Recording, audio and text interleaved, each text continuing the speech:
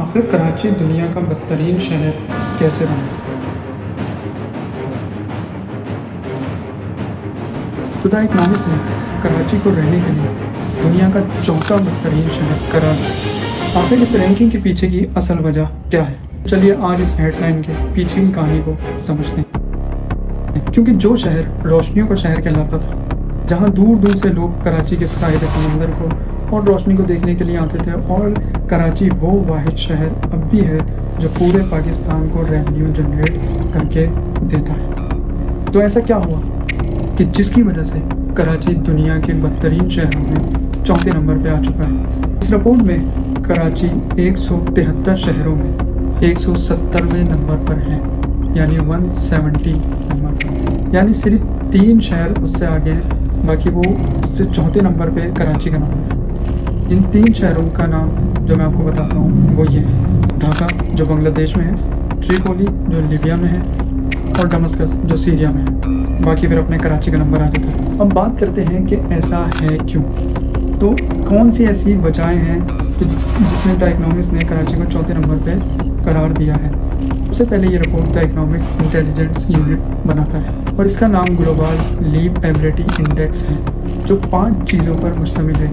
ये 5 चीज़ों पर शहरों को नंबर देती है, यानी ये 5 चीज़ें जिन शहरों में होती हैं उनका नंबर की काउंटिंग शुरू हो जाती है 1, 2, 3 के हिसाब से, जो भी 70 वाला 173 वाला कोई सा भी नंबर होगा, 170 जिस तरह कराची 170 पे है। तो वो 5 चीज़ें क्या हैं, पहले हम उनको एक्सप्लेन करते हैं, उनको बताते हैं, उसके बाद ये भी देखते हैं कि क्या वाकई ये 5 चीज़ें कराची में हैं या नहीं। 5 फैक्टर यानी 5 चीज़ों के नाम ये हैं: स्टेबिलिटी यानी क्राइम, दहशतगर्दी, वारदातें, ठीक है। दूसरा है हेल्थ केयर यानी डॉक्टर की सहूलियत, अस्पतालों की सहूलियत, गवर्नमेंट अस्पतालों में मैनेजमेंट कि मरीज़ किस तरह जा रहा है, तड़प रहा है, डॉक्टर मौजूद नहीं है क्या, इस तरह के मामले तो नहीं है। इसी चीज़ में आती है कल्चर एनवायरनमेंट यानी तफरीह, आलूदगी, धुआं, गंदगी, तफरीह, रश, अफरा तफरी का माहौल।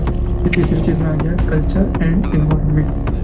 चौथी चीज़ हमारे पास आती है एजुकेशन की किस तरह के हमारे पास एजुकेशन बच्चों को सही दी जा रही है, तालीमी इदारे किस तरह के हैं, स्कूल कॉलेजेस क्या गवर्नमेंट की तरफ से ये बच्चों को फराहम की जा रही है तालीम सही, कि अगर किसी स्कूल में बच्चा जा रहा है तो वहाँ टीचर मौजूद है या नहीं। इस तरह की जो चीज़ें हैं वो आती हैं एजुकेशन में।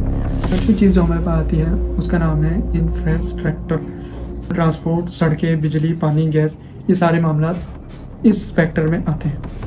बात करते हैं क्या वाकई ये 5 फैक्टर के निज़ाम कराची का बिल्कुल बदतरीन हो चुका है? तो ये बात आप लोग भी जानते हैं, लेकिन इसको हम डिटेल में मालूम करते हैं क्या वाकई ये सब चीज़ें हैं या नहीं।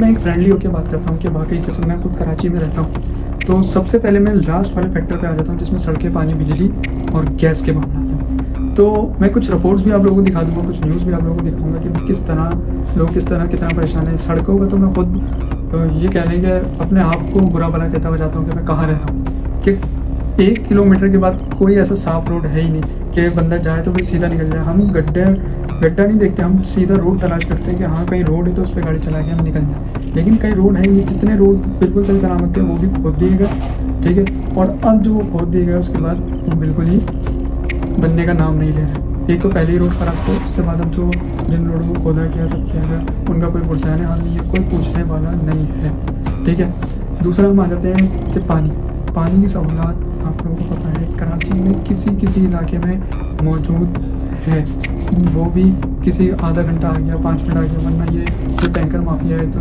इन सब के साथ मिला के कराची के पानी का निज़ाम बिल्कुल ख़त्म कर दिया गया है। पानी का एक कतरे के लिए आवाम का एक बंदा, गोलियां निकल जाती है, गले निकल जाती है पानी के झगड़ों पे। ये हालात पैदा कर दिए गए हैं। बिजली का तो यहाँ पे मुझे बताने की ज़रूरत नहीं है, सबको पता है कि इलेक्ट्रिक हमारे साथ क्या करती है, कि इलेक्ट्रिक का निज़ाम किस तरह चढ़ता जा रहा है, बिल आते जा रहे हैं, बिजली नहीं होती, और बिजली जो कम से कम भी इस्तेमाल करता है उसका भी 10 से 15 हज़ार बिल मौजूद होता है। और अगर एक दफ़ा बिल आ गया तो ये बदमाशी है कि आपको अदा करना है, लिख दिया गया तो आपको अदा करना है, चाहे आपने इस्तेमाल किया है या नहीं। अब हम आ जाते हैं ट्रांसपोर्ट से।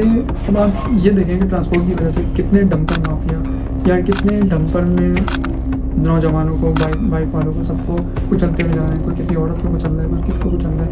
ये किसकी वजह है? इससे कि ट्रांसपोर्ट की वजह। अगर हमें ट्रांसपोर्ट सही होती, ट्रांसपोर्ट का निज़ाम सही होता कि एक टाइमिंग दी जाती है कि नहीं हैवी ट्रैफिक को ये टाइम है और जो नॉर्मल रेगुलर ट्रैफिक है उसका ये टाइम है, तो कभी भी ये माहौल नहीं होता।